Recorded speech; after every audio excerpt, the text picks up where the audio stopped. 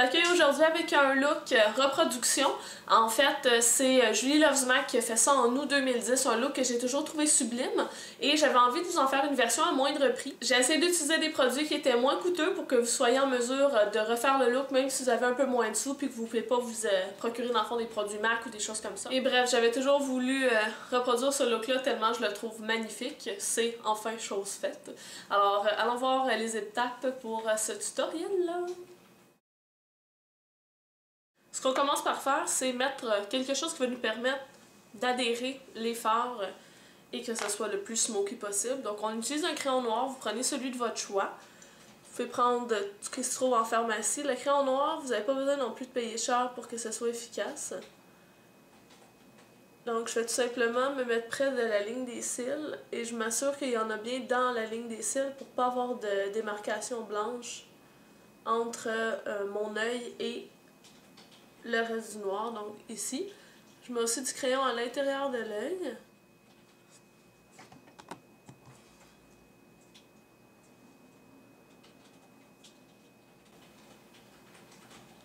Et je fais une pointe légère au coin externe. Et ça n'a pas besoin du tout d'être précis parce qu'on va venir estomper tout ça après.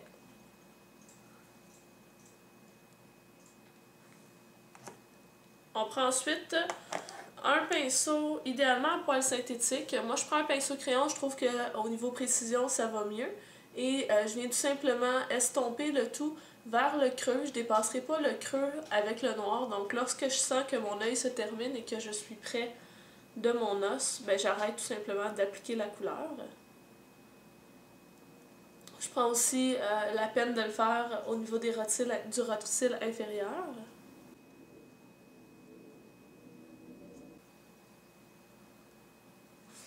Excellent. Je vais ensuite prendre le produit de chez L'Oréal, donc couleur infaillible, et on va prendre Burning Black, qui se présente comme ça ici. Donc ça a un petit côté pourpre. Je prends un pinceau de crayon qui ressemble à celui que je viens juste d'utiliser pour estomper mon noir. Simplement, vu qu'il y avait déjà du noir dans l'autre, ben, je ne fais pas décemment l'utiliser.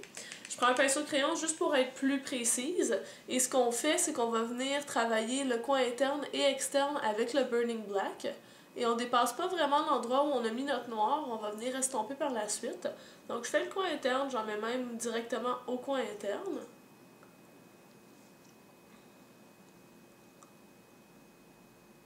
Je fais le rotocille inférieur.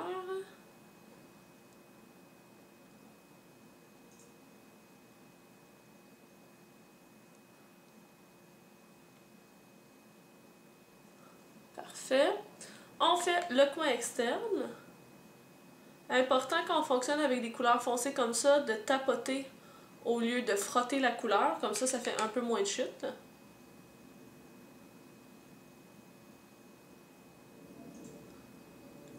Rotocille inférieur aussi. Encore là, ça n'a pas besoin d'être ultra précis parce qu'on va venir estomper par la suite.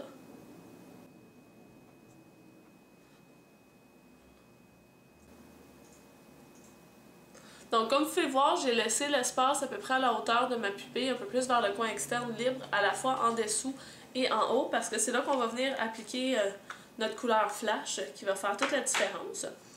On va prendre la couleur Paradise Sunset. Ça c'est Lutinette 45 qui m'a gentiment envoyé des micas pour ma fête. C'est des produits de chez Coastal Scents. En fait, elle a acheté des formats réguliers. Puis, pour qu'on puisse essayer, elle en vend à 1,50 $ la petite enveloppe. Il y a à peu près 1,5 ml de produits, ce qui est quand même beaucoup, surtout compte tenu que ça prend vraiment pas beaucoup de produits pour pouvoir l'appliquer.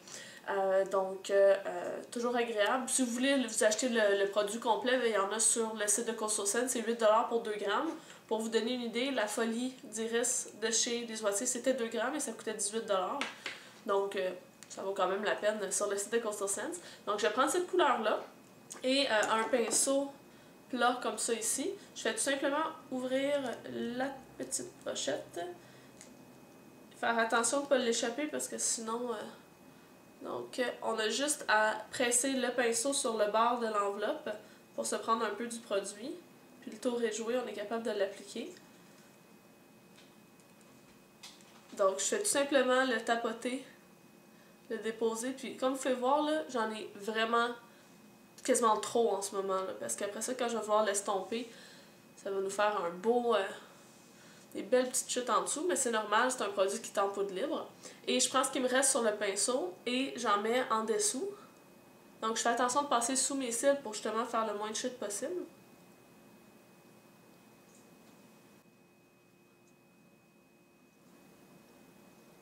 Bon, une fois que ça est mis, la démarcation est quand même très grande, donc c'est important de venir estomper. Ce qu'on fait tout simplement, c'est qu'on prend le pinceau qu'on a utilisé pour appliquer notre Burning Black et on va venir tapoter à la jonction des deux couleurs. Donc ça va venir distribuer à la fois du foncé vers le centre et du brillant vers l'extérieur.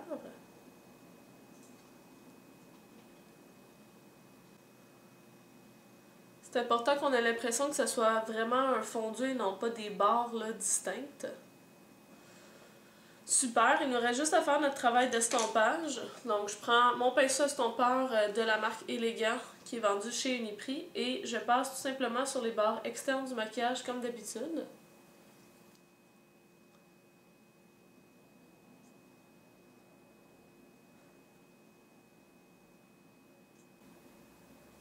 Faites toujours essuyer votre pinceau sur un tissu, un mouchoir.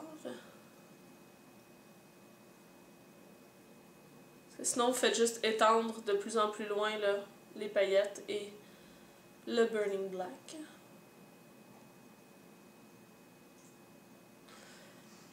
Je prends mon 224 juste pour que ce soit encore plus fondu, qui est propre lui aussi, et je fais juste repasser par-dessus. J'aurais pu prendre le 224 depuis le début, mais je trouvais qu'en utilisant le pinceau de chez Elegant, j'avais un contrôle plus grand sur l'endroit où la couleur était appliquée.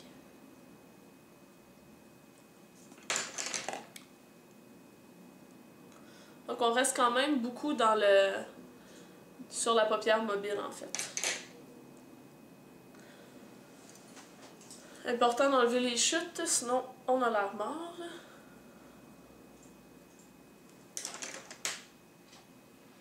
Et j'applique avec un pinceau, un gros pinceau très ordinaire. Donc ensuite de ça, on applique une couleur qui est près de la couleur de notre peau. Prenez ce que vous avez à la maison. Et je fais tout simplement passer ici sur les barres externes pour venir terminer le fondu. Puis en même temps, donner un petit peu plus d'éclat. Puis j'en mets aussi au coin interne, mais c'est vraiment pas le focus qu'on veut avoir. On n'a pas besoin là, justement que ce soit super intense, la luminosité au coin interne. On a l'œil un peu fermé tant et aussi longtemps qu'on n'a pas appliqué le mascara. Alors c'est ce que je vais faire. Puis je vais utiliser la base du XXL Extension de chez Maybelline. Et la couleur noire que je vais appliquer, ça va être le Zoom Lash de chez MAC. Puis je vais appliquer la couleur, le mascara, à la fois sur les cils supérieurs et inférieurs de l'œil. Donc c'est notre look final après l'application du mascara. Je vais vous faire juste un close-up pour que vous puissiez voir la couleur. Vous pouvez y aller un petit peu plus intense aussi. Vous pourriez prendre une couleur moins brillante.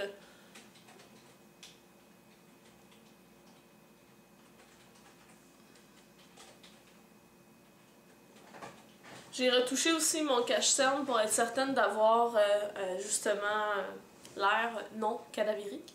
Et au niveau joues, j'ai fait un petit vidéo à ce sujet-là que je vais poster dans pas longtemps sur ce que j'ai fait pour mes joues. Sur mes lèvres, j'ai mis un gloss, un petit rose qui s'appelle Sorbet de Luxe. En fait, c'est fait par Marcel. Et sinon, c'est pas mal tout. Pour les sourcils, vous pouvez aller voir ma vidéo à ce sujet-là. Et c'est pas mal tout. Donc c'est une option moins chère que ce que Julie Lovesmack avait fait. Je vais vous mettre en lien sa vidéo. Vous allez voir que ça ressemble beaucoup. C'est juste un petit peu plus lumineux à cause du type de produit que j'ai utilisé. Mais ça vous permet justement d'avoir d'autres façons de le faire puis des expressions un petit peu différentes. Ça peut toujours être agréable aussi à ce niveau-là. Alors on se voit dans la prochaine vidéo les filles. Ciao!